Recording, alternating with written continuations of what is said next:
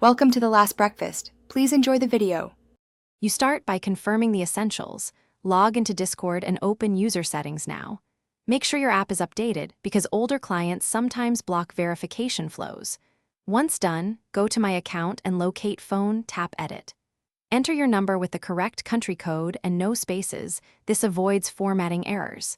If you cannot receive SMS, toggle to call verification. You need an alternate contact method ready. That prevents lockout if the primary verification. Once you submit the number, watch the verification flow closely. This is where most errors appear. If you see a timeout or wrong code message, clear Discord cache, force quit and reopen, reinstall if needed. Make sure your device time is accurate because time drift can invalidate codes.